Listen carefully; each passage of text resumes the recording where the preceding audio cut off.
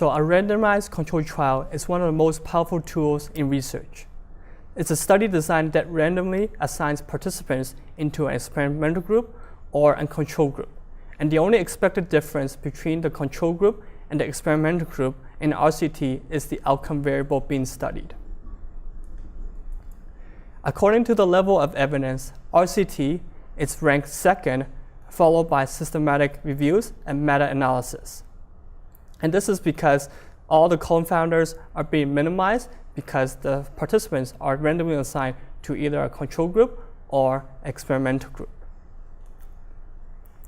And these are the common RCT designs.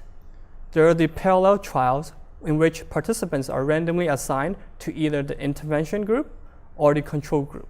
And this is the most simple design and most commonly used RCT design.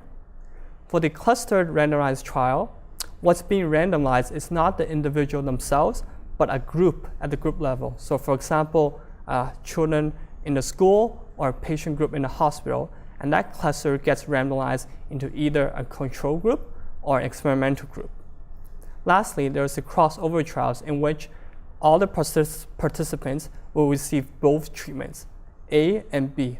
However, the randomization is used to determine the order of the treatments.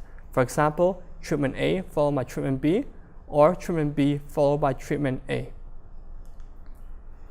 And these are some of the key advantages of conducting RCTs, is that there's an unbiased distribution of confounders, and you're able to make causal inferences between the interventions being studied and the outcomes. However, the disadvantages is that RCTs are very extensive and time intensive. In addition, some RCTs screen out problem subjects, for example, the children, the elderly, women, and individuals with comorbidities. And there's also ethical concerns about denying the control group of a potentially helpful or life-saving intervention.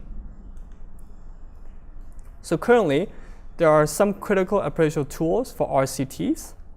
For example, the Cochrane Risk of Bias tool and the JADAS score both examines the risk of bias of RCTs, whereas the consult statement provides recommendations on improving the quality of the reports of the parallel group RCTs. There is currently not a standardized protocol or tool for the appraisal of these RCTs, but nevertheless, two important questions are to be considered. Is the trial valid, and will the results help locally? So just an example of one of the organizations that uses these RCT evaluation criteria is the CIHR, which examines RCTs based on 3 domains: the need for a trial, the rationales, the proposed trial, so the methods for the trial, and the trial management, which examines the qualifications and the appropriate expertise of the research team. And these are just some of the links with the following information on these topics on RCT's appraisal tools. Thank you, and please visit www.hsprn.ca for the RCT handout, and as well as our library of research methods and videos.